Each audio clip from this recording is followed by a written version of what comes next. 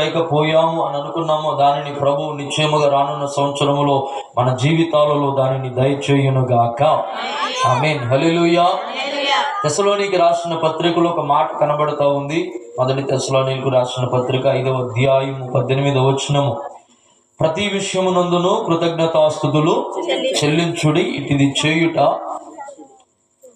మీ ఎడల దేవుని చిత్తమై ఉన్నది అని మాట్లాడుతూ ఉన్నాడు. ఏమండి, కృతజ్ఞతాస్తుతులు చెల్లించాలి అని ప్రభు మనతో మాట్లాడుతున్నాడు. యాక్చువల్గా ఈ కూడిక ఇది సెమీ క్రిస్మస్ కాదు. ఈ కూడిక సంవత్సరాంతపు కృతజ్ఞతాస్తుతి కూడికగా రబీ సమ్మ పెట్టుకున్నాను. దానిని మేము కొంచెం మార్చి సెమీ క్రిస్మస్ చేసామంటే దేవునికి స్తోత్రం. ఎందుకంటే ఈ సంవత్సరం నిజంగా చెప్పాలంటే పోయిన సంవత్సరంతో పోలిస్తే ఈ సంవత్సరం పంటల విషయంలో చాలా ఇబ్బందులను ఎదుర్కొన్నారు రైతులు. వర్షాలు పంట కోసే టయానికి, కోత కాలానికి వర్షాలు రావడం, కోసి వడ్లు రోడ్డు మీదకి వచ్చిన తర్వాత వర్షాలు పడ్డం, ఇలా చాలా ఇబ్బందులు పడ్డా. ఒక మాటలో చెప్పాలంటే ఈ సంవత్సరం ఆర్థికంగా కాస్తంత ఇబ్బంది అయిన సంవత్సరంగానే ఉంది. అందులో ఈ చివరి దినాల్లో ఆర్థికంగా చాలా ఇబ్బందులు పడుతున్నాం. అందుకని ఈ సంవత్సరం మ్యాక్సిమం నేను ప్రోగ్రామ్స్ అన్ని క్యాన్సిల్ చేసేసాను. ఎందుకంటే ప్రజలను ఇబ్బంది పెట్టడం, విశ్వాసాలు ఇబ్బంది పెట్టడం ఇష్టం లేక.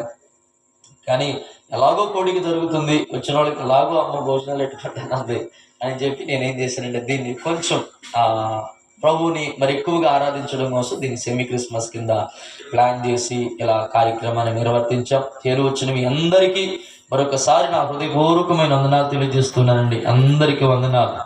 నిజంగా ఈ సీజన్, దీన్ని ఏ సీజన్ అంటారు అని అంటే క్రిస్మస్ సీజన్ అంటారు. ఏ సీజన్ అండి? Christmas season.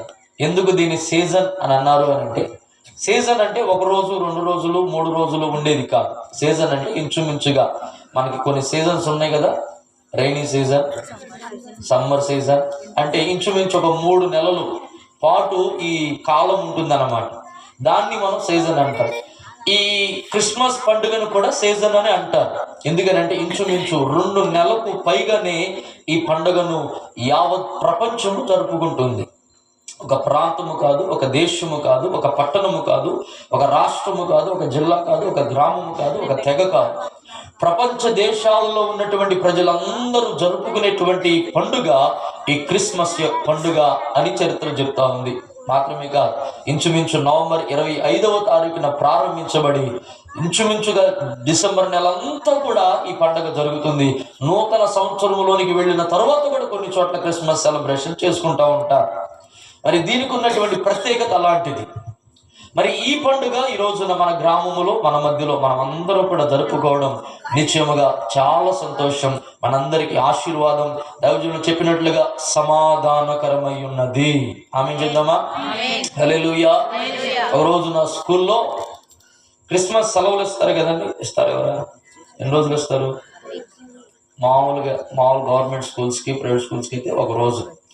అది కొన్ని క్రిస్టియన్ ఆర్గనైజ్డ్ స్కూల్స్కి అయితే ఒక 1 వీక్ 10 days అలా ఇస్తూ ఉంటారు. ఒక క్లాసులో టీచర్ గారు స్కూల్లో పిల్లల్ని క్రిస్మస్ సెలవులకు ముందు అడిగిందంట. ఏమని అడిగిందంటే, అరే క్రిస్మస్ అంటే ఏంటా మీకు చెప్పండి అంటేను. ఒకళ్ళు లేచి అన్నాడంట, సార్ క్రిస్మస్ అంటే నాకు అది పంటి పండగ అన్నాడంట. ఏ పండగ? పంటి పండగ అన్నాడంట. The festival of teeth, the tooth. ఏమండి పంటి పండగ అంటే పంటి పండుగ ఏంటి అసలు అర్థం కాలేదు, ఏంటి దాని వివరణ ఏంటంటే వాడన్నాడంట, ఆ క్రిస్మస్ వచ్చిందండి, వచ్చేసరికి మా ఇంట్లో ఎక్కడ లేని పిండి వంటకాలు సంవత్సరం ఎప్పుడు వండరు, క్రిస్మస్ రోజునే ఆ క్రిస్మస్ ముందే వండుతారు. ఆ రోజున చక్కటి బిర్యానీలు వండుతారు, చక్కగా మంచి ఏమండి ఆ చికెన్ లేదంటే మటన్ మంచి విందు ఆ రోజున తింటాను. కాబట్టి నాకు ఆ పండగ ఏంటండి? ఏం పండగ అన్నాడు? పంటి పండగ అన్నాడు. ఇంకొకటి లేచి అన్నాడు, సార్ అది చెప్పేది అంత అబద్ధం, అది పంటి పండగ కాదు, కంటి పండగ అన్నాడు. నీకేం అర్థమైందంటే వాడు చెప్పాడంట, సార్ క్రిస్మస్ వచ్చేసరికి ఇళ్ళన్నీ కూడా లైటింగ్స్ తో దగ్గ మెరుస్తూ ఉంటాయి. ఏ ఇల్లు చూస్తున్నా ఇంటి పైన స్టార్ కనబడతా ఉంటది. ఏ దారులు వెళ్తున్నా అడుగడుగున జిగ్ మంట మెరుస్తూ స్టార్లు కనబడతా ఉంటాయి. కంటికి ఎంత ఇంపుగా ఉంటుందో క్రిస్మస్ పండుగ వస్తే. అందుకే వాడికి ఏమర్థమైంది? కంటి పండగ సార్ అన్నాడు. ఇంకొకటి అన్నాడు, సార్ ఇద్దరు చెప్పింది అసలు అబద్ధం, కంటి పండగ కాదు, కంటి పండగ కాదు, ఇది ఒంటి పండగ అన్నాడు. ఏ పండగ? ఒంటి పండగ. నీకేమర్థమైంది అంటే వాడన్నాడంట, సార్ ఒంటి పండగ అంటే క్రిస్మస్ వచ్చేసరికి మా నాన్నోళ్ళు నన్ను షాపింగ్ తీసుకెళ్ళిపోయి కొత్త బట్టలు కొని పెడతారు. సంవత్సరంలో ఎప్పుడు కొనరు, ఆ పండగకి క్రిస్మస్ పండగకే కొత్త బట్టలు కొంటారు. అందుకని నాకు పండగ ఏ పండగది? క్రిస్మస్ పండగ నాకు ఒంటి పండగ అన్నాడంట. ఇంకొకరు లేసి అన్నాడంట ఇంటి పండగ అన్నాడంట. ఏ పండగ? ఇంటి పండగ. ఇంటి పండగ అంటే ఏంటండి? ఇప్పుడు మీకు అర్థమైపోయాడు చెప్పండి. చక్కగా ఇల్లంతటికి బూజు దులుపుకునే పండగ వచ్చేసరికి రంగులు వేసుకుని ఏమండి ఇలా చక్కగా ఇంటిని అలంకరించుకుంటారు కదా. ఆయన అన్నాడంట, సంవత్సరంలో మా వాళ్ళు ఎప్పుడు ఇల్లు దులపరండి, క్రిస్మస్ పండుగ వచ్చేసరికి మాత్రం ఇల్లు దులిపి చక్కగా రంగులేస్తారు, నాకు ఇంటి పండగ అన్నాడంట. ఎందుకు మనం పిల్లలమైతే ఈ సమాధానాలు చెప్పొచ్చు సార్. మనం కూడా పిల్లలమైతే సార్ క్రిస్మస్ పండగ అంటే ఏంటని ఎవరైనా అడిగితే అది ఇంటి పండగనో, పంటి పండగనో, ఒంటి పండగనో, కంటి పండగని మనం చెప్పొచ్చు. కానీ మనం పిల్లలమా? చెప్పండి. వయసులోనూ పిల్లలం కాదు, ఆత్మీయతలోనూ మనం పిల్లలము కాదు. నమ్మినోడు స్తోత్రం చెప్పండి. హల్లెలూయా. క్రిస్మస్ అంటే ఏంటి అమ్మా చెప్పండి. క్రిస్మస్ అంటే ఏంటి అని అంటే ఈ క్రిస్మస్ అనేటువంటిది రెండు పదాల నుంచి వచ్చింది, క్రైస్ట్ ప్లస్ మాస్. క్రైస్ట్ అనగా క్రీస్తు, ఏమిటి? మాస్ అనగా ఆరాధించడం, పూజించడం. సో క్రిస్మస్ లో ఉన్నటువంటి ఆంతర్యం ఏంటంటే క్రీస్తుని మనసారా ఆరాధించడమే నిజమైన క్రిస్మస్. ఈ పండగ ఎక్కడ జరగాలి అని అంటే ఇంటికో, ఒంటికో, పంటికో, కంటికో కాదు, ఇది మన హృదయములో జరగాలి. మీ పక్కన ఉన్న వారికి చెప్పండి, హృదయ పండుగ నిజమైన క్రిస్మస్. ఆమేన్. హల్లెలూయా, హల్లెలూయా. కాబట్టి ఈ రాత్రి మనం తెలుసుకోవాల్సిన ఒక సత్యం, క్రిస్మస్ లేదంటే సెమీ క్రిస్మస్ అనగానే చక్కగా పిల్లలు డాన్సులు వేశారండి, చాలా బాగుంది, నవ్వుకున్నాం, మంచి బట్టలు కట్టుకున్నాం, అయిపోయిన తర్వాత మంచిగా భోజనాలు ఏర్పాటు చేస్తున్నారు, తింటాం, ఆ తర్వాత కేక్ కటింగ్ ఉంటుంది. ఈ స్టోరీస్ కాదు. క్రిస్మస్ పండుగ లేదంటే క్రిస్మస్ అంటే ఏంటంటే మనసారా నీవు క్రీస్తుని ఆరాధించడం. దేవునికి స్తోత్రం. హల్లెలూయా. ఏం చేయాలంటే మనసారా మనసారా మనసారా. అసలు ఆయన పుట్టుకలోనే ఆరాధన ప్రారంభమైంది, ఆయన పుట్టుకతోనే పూజించడం ప్రారంభమైంది, ఆయన పుట్టుకతోనే సాగిలపడడం ప్రారంభమైంది. బైబిల్ గ్రంథంలో మనం చూడగలిగినట్లయితే దయచేసి మత్తయి సువార్తలోనికి మనం వెళదాం. మత్తయి సువార్త 2వ అధ్యాయం మొదటి నుండి కొన్ని మాటలు జ్ఞాపకం చేసుకుందాం. రాజైన హేరోదు దినముల యందు యూదయ దేశపు బెత్లెహేములో యేసు పుట్టిన పిమ్మట ఇదిగో తూర్పు దేశపు జ్ఞానులు యెరూషలేమునకు వచ్చి యూదుల రాజుగా పుట్టిన వాడెక్కడ ఉన్నాడు, తూర్పు దిక్కున మేము ఆయన నక్షత్రము చూచి ఆయనను పూజింప వచ్చితమని చెప్పిరి. దేవునికి స్తోత్రం. ఇక్కడ జ్ఞానులు కనబడుతున్నారు. ఎవరు? మనలాంటి వాళ్ళు అస్సలు కాదు, మనలాంటి వాళ్ళు అస్సలు కాదు. వారికి పెట్టబడిన పేరేంటంటే జ్ఞానులు. ఏ జ్ఞానులు?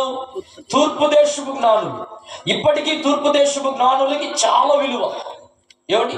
ఆ జ్ఞానులంట ఒక రోజున వారి శాస్త్రాలను తిరగవేస్తూ ఉంటే వారికి ఒక ఆనవాలు, వారికి ఒక గుర్తు. ఆ గుర్తు ఏంటంటే ఆకాశములో ఒక నక్షత్రాన్ని వారు కనుగొన్నారు. ఆ నక్షత్రానికి బైబిల్లో పెట్టబడిన పేరు ఏంటంటే ఆయన నక్షత్రము. చెప్పండి, అందరు చెప్పండి. ఎవరి నక్షత్రం అంట? అంటే యేసుక్రీస్తు ప్రభు కొరకై ప్రత్యేకముగా ఆకాశములో ఒక నక్షత్రము వెలసిన ఆ నక్షత్రము జ్ఞానులకు కనబడింది.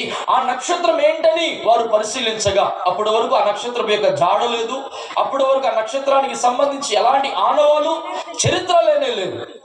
ఆ నక్షత్రం గురించి వారు శాస్త్రాలు తిరగవేయగా ఏమండి ఆ నక్షత్రాన్ని యొక్క ఆనవాలు తెలిసింది. ఆ నక్షత్రం యొక్క ఆనవాలు ఏంటంటే యేసుక్రీస్తు యూదులకు రాజుగా ఒక ఆయన పుట్టాడు. ఆ పుట్టిన వానికి ఆనవాలుగా ఆ నక్షత్రము ఆకాశములో వెలిసింది. ఆ వెలిసిన నక్షత్రాన్ని చూస్తూ ఈ తూర్పు దేశపు జ్ఞానులు ఎక్కడికి వచ్చారండి? యూదయ దేశపు బెత్లెహేములోనికి వచ్చి హెరోదు రాజు దగ్గరకు వెళ్ళి అడుగుతున్నారంట, యూదుల రాజుగా పుట్టిన వాడెక్కడ ఉన్నాడు, మేము ఆయనను పూజింప వచ్చితిమి. ఈ రాత్రి మనం అందరం ఇక్కడ చేరింది ఎందుకో తెలుసా? ఆయనను పూజించడానికి. దేవునికి స్తోత్రం, హల్లెలూయా. ఎందుకు పూజించాలండి ఆయనను? అమ్మ చెప్పాలి. ఆయనను ఎందుకు పూజించాలి? ఆయనను మాత్రమే ఎందుకు సేవించాలి అని ఒకసారి మనం ఆలోచన చేస్తా ఉన్నట్లయితే ఒక 3 విషయాలు మీతో మాట్లాడి నా మాటల్ని ముగిస్తాను. అదే అధ్యాయం మత్తయి సువార్తలోని, మీరు ఎక్కడికి వెళ్ళొద్దు, మత్తయి సువార్తలోనే ఉండండి. మత్తయి సువార్త 1వ అధ్యాయము 21వ వచనాన్ని మనం చదువుకుందాం. ఆమె ఒక కుమారుని కనును, తన ప్రజలను వారి పాపముల నుండి ఆయనే రక్షించును గనుక ఆయనకు యేసు అని పేరు. ఎందుకు ఆయనను పూజించాలి? ఎందుకు యేసు క్రీస్తు ప్రభు వారు పూజార్హుడు అని ఒకసారి ఆలోచన చేస్తే ఇక్కడ రాయబడతా ఉంది, దేవుని యొద్ద నుండి దూత వచ్చి మరియతో మాట్లాడుతూ చెప్తున్నటువంటి విషయం ఏంటంటే, నువ్వు ఒక కుమారుని కంటావు, ఆ కుమారుడు తన ప్రజలందరి యొక్క పాపముల నుండి వారిని రక్షించును గనుక ఆయనకు ఏమని పేరు పెడతారు? యేసు. దేవునికి స్తోత్రం చెప్పండి. యేసు అనే పదానికి పైన ఒక నెంబర్ వేసి ఉంటుంది, 1 అని. ఏమంటే ఆ పదానికి 2 అని, ఆ పదానికి కింద ఫుట్ నోట్ లో యేసు అను శబ్దమునకు రక్షకుడు అని అర్థం. దేవునికి స్తోత్రం, హల్లెలూయా. మనం ఒక సమస్యలో చిక్కుకున్నామండి. చిక్కుకున్న సమస్యలో నుండి ఎలా బయటికి రావాలో మనకు అర్థం కాలేదు.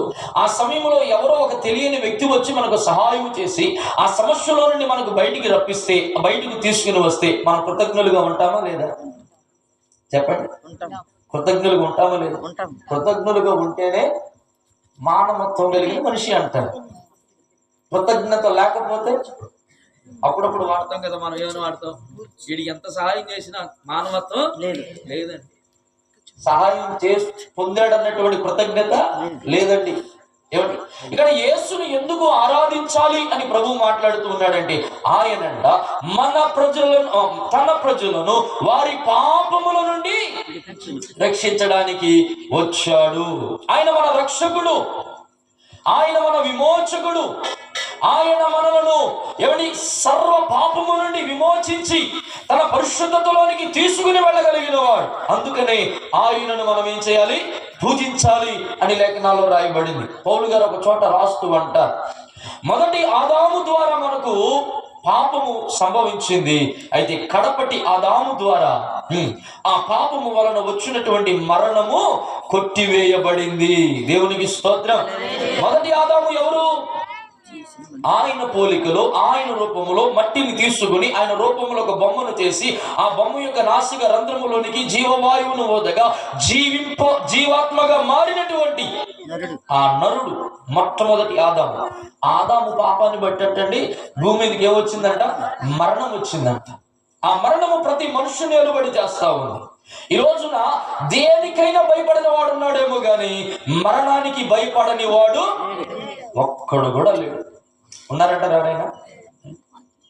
ఎలాంటి ప్రాబ్లం వచ్చినా ధైర్యంగా నిలబడతారు. కానీ హాస్పిటల్కి వెళ్ళి డాక్టర్ గారితో టెస్ట్ చేయించుకుని బాగోలేదని హాస్పిటల్కి వెళ్ళి టెస్ట్ చేయించుకున్న తర్వాత బాబు కష్టం అని అంటే ఉన్న పాటును కృంగిపోతాం. ఏం వెంటాడుద్ది మనల్ని? మరణ భయం వెంటాడుద్ది అన్నమాట. అందుకనే ప్రసంగి గ్రంథం అంటాడు, మరణ వేదన కన్నా ఘోరమైన దానిని నేను చూచాను అని అంటాడండి. దేవునికి స్తోత్రం, హల్లెలూయా.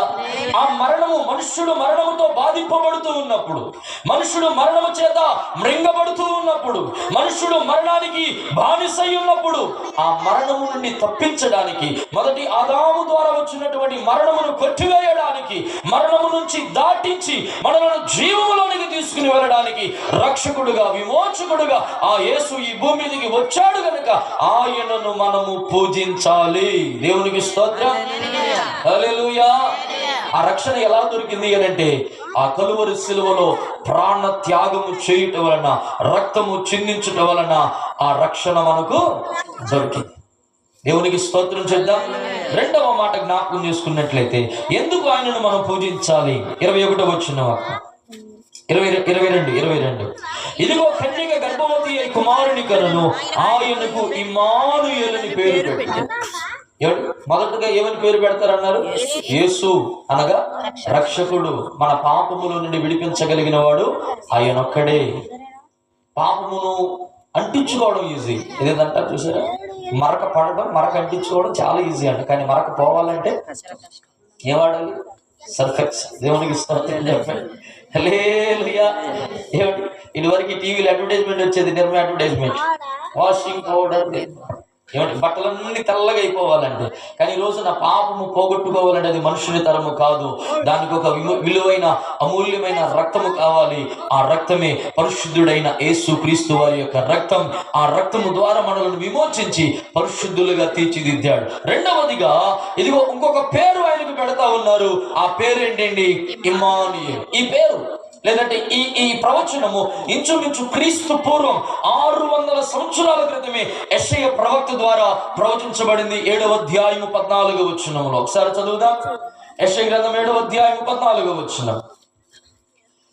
క్రీస్తుకు పూర్వమే 600 సంవత్సరాల క్రితమే ఇదిగో కుమారుడు పుడతాడని, కన్యక గర్భవతి కుమారుని కంటుందని, ఆయనకు ఇమ్మానుయేల్ అని పేరు పెడతారని, భాషాంతరమున దేవుడు మనకు తోడని. కాబట్టి ప్రభువు తానే ఒక సూచన. ఎవరంట? దేవుడే ఒక సూచన మీకు తెలియజేస్తాడు. ఆలకించుడి. కన్యక గర్భవతి అయి కుమారుని కను, అతనికి ఇమ్మానుయేల్ అని. అమ్మ, మన పుట్టక ముందు ఎవరైనా మనకు పేరు పెడతారు చెప్పండి? ఇంకా చెప్పాలి ఏనంటే 600 సంవత్సరాలు, క్రీస్తు పూర్వం 600 సంవత్సరాలు, అంటే క్రీస్తు పుట్టడానికి ముందు 600 సంవత్సరాల క్రితం. అంటే ఎన్ని తరాలు? దేవునికి స్తోత్రం చెప్పండి. 600 సంవత్సరాల క్రితమే ఒక కన్యక గర్భవతి అవుతుందని, ఆమెకు కుమారుని కంటుందని, ఆ కుమారునికి ఇమ్మానుయేల్ అని పేరు పెడతారని ప్రభు ముందుగానే రాయించాడండి. దేవునికి స్తోత్రం. హల్లెలూయా. ఆ పేరుకి అర్థం ఏంటంటే ప్రభువు మనకు తోడై ఉన్నాడు. మీ పక్కన వారికి చెప్పండి, ఇమ్మానుయేలు, దేవుడు నీకు తోడై ఉన్నాడు. ఆమేన్. హల్లెలూయా. ఎందుకు ఆయనను పూజించాలి అని అంటే నేను ఇలా అంటాను. చాలా పెద్ద సమస్య వచ్చింది, పోలీస్ స్టేషన్కి వెళ్ళాలి. ఒక్కడు వెళ్ళగలవా? ఏం చేస్తాం? కొంచెం బలం కలిగిన వారిని, బలగం కలిగిన వారిని, అధికారం కలిగిన వారిని తీసుకుని వెళతాం. కొంచెం పరపతి కలిగిన వారిని తీసుకుని వెళతాం. అవును కదా? ఆ తోడు మనతో ఉన్నంత వరకు మనం ఆ వ్యక్తికి ఎలా ఉండగలుగుతాం? కృతజ్ఞులుగా ఉంటామా? లేదా? ఆ వ్యక్తి మనకు తోడుగా వచ్చాడు. నా కష్టకాలం ముందు నాకు తోడై ఉన్నాడు, నా నష్టంలో నాకు తోడై ఉన్నాడు. ఎవరు తీర్చలేని సమస్యల నుండి నన్ను బయటకు రప్పించడానికి ఆ వ్యక్తి నాకు తోడై ఉన్నాడు కనుక ఇక నా చావు, నా ఏమంటారు దాన్ని, నా కంఠములో ఊపిరి పోయేంత వరకు, లేదంటే ఉన్నంత వరకు ఆయన చెప్పిందే చేస్తా. ఆయన ఏదంటే ఆయన గీత తీసి గీత గీస్తే ఆ గీతను కూడా నేను అలా కృతజ్ఞులుగా ఉంటామా? లేదండి, ఉంటాం. ఇక్కడ ప్రభు అంటాడు ఆయన మనకు ఇమ్మానుయేలుగా వచ్చాడంట. అనగా మనకు తోడుగా ఉండడానికి, తోడై ఉండి మనలను నడిపించడానికి. దేవునికి స్తోత్రం చేద్దాం. హల్లెలూయా. అందుకని ఆయనను మనం ఏం చేయాలంట? పూజించాలి. ఆయన మనకు తోడై ఉన్న దేవుడు కనుక ఆయనను మనము పూజించాలి. ఆయన మనకు ఎవడి సమీపములో ఉన్న దేవుడు, మన కష్టకాలమును మనకు తోడై ఉన్న దేవుడు కనుక ఆయనను మనము పూజించాలి అని రెండవదిగా ప్రభు జ్ఞాపకం చేస్తూ ఉన్నాడు. మూడవ మాట జ్ఞాపకం చేసుకున్నట్లయితే 2వ అధ్యాయం 4వ వచనాన్ని చదువుదాం. కాబట్టి రాజు, ఏ రాజు అండి? హేరోదు రాజు ప్రధాన యాజకులను, ప్రజలలో నుండి శాస్త్రులను అందరినీ సమకూర్చి క్రీస్తు ఎక్కడ పుట్టునని వారిని అడిగాను. ఇది ఇక్కడ ఇంకో పేరు పెట్టారు. ఏమని పేరు పెట్టారండి? గాబ్రియేలు దేవదూత వచ్చి మరియతో చెప్పింది, యేసు అని పేరు పెడతారు. క్రీస్తు పుట్టడానికి ముందు 600 సంవత్సరాల క్రితమే యెషయా ప్రవక్త ద్వారా ప్రవచనాల్లో రాయబడింది, ఇమ్మానుయేల్ అని పేరు పెడతారు. ఇదిగో ఇక్కడ హేరోదు రాజు పిలుస్తూ ఉన్నాడు. హేరోదు రాజు ఒక పేరు పెడుతున్నాడు. ఆ పేరేంటి? నానులు చెప్పారా? నానులు చెప్పారా? యేసు పుట్టాడని నాన్ను కూడా తెలియదు ఆ పేరేంటో. కానీ పుట్టినవాడు యూదులకు రాజు అన్న విషయం తెలుసు. పుట్టినవాడు ఈ యూదా ప్రజలందరినీ ఏలతాడు అని తెలుసు. పుట్టినవాడు సర్వోన్నతుని కుమారుడని తెలుసు. అందుకని రాజు దగ్గరికి వచ్చి అడిగారంటే ఏమని అడిగారు? యూదులకు రాజుగా పుట్టినవాడు. కానీ హేరోదు రాజు పేరు పెడుతున్నాడు. ఏమని పేరు పెడుతున్నాడంటే క్రీస్తు. దేవునికి స్తోత్రం చెప్దా. క్రీస్తు అనగా అర్థం అక్కడ కింద రాయబడింది అభిషేక్తుడు. ఏం చేస్తాడు ఈయన? చెప్పాలి ఏం చేస్తాడు మనలను అని అంటే మనల్ని అభిషేకించి నూతనమైన కార్యాలు మన జీవితంలో జరిగేలా సహాయపడతాడు. దేవునికి స్తోత్రం. హల్లెలూయా. అభిషేక్తుడు. అభిషేకం ఎవరికి చేస్తారండి? రాజులు. అభిషేకం ఎవరు చేస్తారు? మాట్లాడతలేదు. సమూయేలు అభిషేకం ఎవరికి చేశాడు? దావీదుకు అభిషేకం చేశాడా లేదా? ఎందుకు చేశాడు? రాజుగా. దేవునికి స్తోత్రం.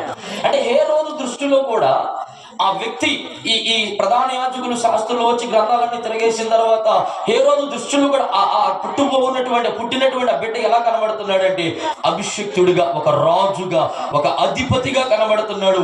అందుకనే మనం ఆయన ఏం చేయాలి? పూజించాలి. దేవునికి స్తోత్రం. హల్లెలూయా, హల్లెలూయా. చెప్పడానికి చాలా విషయాలు కానీ సమయాన్ని బట్టి చాలా క్లుప్తంగా. ఏమండి? యేసు అనగా రక్షకుడు. ఆయన మనలను రక్షిస్తాడు కనుక మనం ఆయనను పూజించాలి. 2 ఇమ్మానుయేలు అనగా తోడై ఉన్నవాడు అని అర్థం. ఆయన మనకు తోడై ఉండి నడిపిస్తున్నాడు కనుక ఆయనను మనము పూజించాలి. 3 క్రీస్తు అనగా అభిషేక్తుడు. ఆయన రాజులకు రాజుగాను ప్రభువులకు ప్రభువుగాను ఈ భూమి మీదకి వచ్చాడు కనుక ఆయనను మనము పూజించాలి అని ఈ రాత్రి ప్రభు మనకు జ్ఞాపకం చేస్తూ ఉన్నాడు. దేవునికి స్తోత్రం. మీ పక్కన ఉన్న వాళ్ళకి చెప్పండి, నిశ్చయముగా యేసును పూజించాలి. అట్టి కృప దేవుడు మనందరికి దయచేయును గాక. ఆమేన్, ఆమేన్. తలలో ఉంచండి, ప్రార్థన చేసుకుని కార్యక్రమంలో మనం ముందు కొనసాగుదాం.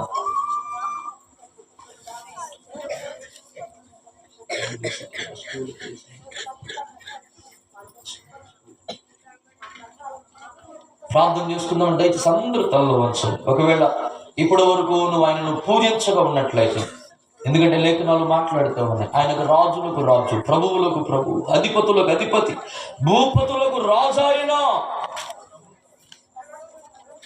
ఆయన తప్ప వేరొక మార్గము లేదు పరలోకానికి వెళ్ళడానికి అని చాలా స్పష్టంగా లేఖనాల్లో మాట్లాడుతూ ఉన్నాయి. ఆయనను పూజిస్తే నీకు సమాధానం, ఆయనను పూజిస్తే నీకు సంతోషం, ఆయనను పూజిస్తే నీకు నెమ్మది, ఆయనను పూజిస్తే నీకు ఆశీర్వాదం. ఎలా పూజించాలి అని అంటే మనసారా నన్ను ఆరాధించువారు ఆత్మతోను సత్యముతోను నన్ను ఆరాధించాలి అని ప్రభు మాట్లాడుతూ ఉన్నాడు. ఒకవేళ ఇప్పటి వరకు ఆయనను పూజించలేదేమో, ఈ రాత్రి ఒకసారి నోరు తెరిచి యేసయ్యా అని ఆయన ఒక మాట పూజించి ఆయనకు సాగిలి పడినట్లయితే నిత్యముగా దేవుడు నిన్ను ఆశీర్వదిస్తాడు, సమాధానంతో నింపుతాడు, సంతోషంతో నింపుతాడు. అట్టి కృప దేవుడు అందరికీ దయచేసినట్లుగా బిగ్గరగా స్తోత్రం చెప్పండి. హల్లెలూయా, హల్లెలూయా.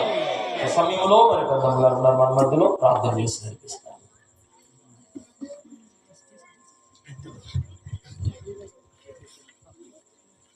స్తోత్రం, స్తోత్రం నాయన. మహాపరిశుద్ధుడా ఘనమైన యేసయ్య పరిశుద్ధ పాదములు వందనాలు, స్తోత్రాలు ప్రభువా. అయ్యా ఇదిగో నాన్న, ఈ రాత్రి కాల సమయంలో నీ ప్రియ కుమార్తె నాన్న స్తుతి కూడిక గాను, అలాగే ప్రభా క్రిస్మస్ వేడుక గాను నాయన ఈ రాత్రి కాల సమయంలో ఈ గృహ మధ్య ఏర్పాటు చేసిన ఈ కూడికను బట్టి నీకు వందనాలు, స్తోత్రాలు. ఇప్పటి వరకు పాటలు పాడి నీ నామాన్ని మహిమపరిచారు. మహిమ ఘనత ప్రభావాలు మీరు పొందుకున్నారని నమ్ముట నీ వలనైతే నమ్మవారికి సమస్తమును సాధ్యమని సెలవిచ్చిన యేసయ్య. అయ్యా ఇదిగో ప్రభు నాన్న, నీ ప్రియ కుమారుడు వాక్యము ద్వారా మాతో మాట్లాడి ఉన్నారు. మాట్లాడిన ప్రతి మాట ప్రతి వాని హృదయంలో చొచ్చుకున్నట్లుగా నాన్న ఆ వాక్యాన్ని బట్టి ప్రభా మా నిజ జీవితంలో నాన్న యథార్థంగా మేము ప్రవర్తించినట్లుగా అయ్యా నిన్ను ఆరాధించుటకు నాన్న ఆత్మతోను సత్యముతో నిన్ను ఆరాధించే కృపా జ్ఞానాలతో నింపమని ప్రార్థిస్తున్నాం. అలాగే ప్రభు నాన్న నీ బిడ్డలను ఆయన క్రిస్మస్ సందడితో నాయన అయ్యా డాన్స్ చేసి ప్రభు నిన్ను ఆరాధించాలి. దాన్ని బట్టి మీకు వందనాలు చెల్లిస్తున్నారు. వచ్చినప్పుడు మీరు ఆశీర్వదించి దీవించండి. ఈ కూడిక అంతటిని కూడా ప్రభా నీ కృపాస్థలకు అప్పగించుకుంటున్నా ఆయన. ఇంకా జరగబోతున్న ప్రతి కార్యక్రమంలో కూడా మీరు అధ్యక్షత వహించి నడిపించి సహాయం చేయగలరు. సకల ఘనత మహిమ ప్రభావాలు పొందుకోమని నజరేయుడైన యేసుక్రీస్తు నామములో అడుగుచున్నాం తండ్రి.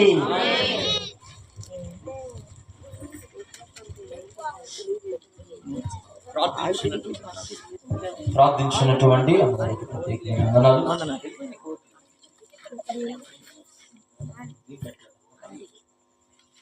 మీ వద్దకు క్యాండిల్స్ పంపబడ్డాయి, దయచేసి అందరూ తీసుకోనండి. క్యాండిల్ లైట్ సర్వీస్ తర్వాత మనం కేక్ కటింగ్ చేసుకుని తదుపరి కార్యక్రమాన్ని మనం ముగింపులోకి తీసుకుని వెళదాం.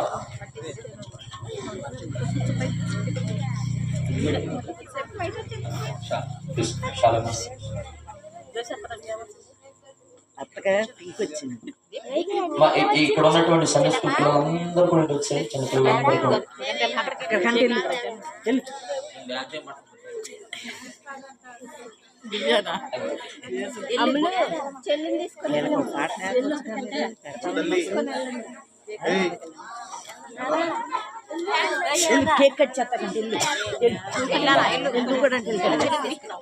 దయచేసి మీ దగ్గర క్యాండిల్ తీసుకురాబడ్డా, క్యాండిల్స్ అందరికి అందినమండి. ఒకసారి అందిన వాళ్ళు మీ క్యాండిల్ పైకి చూపించారు.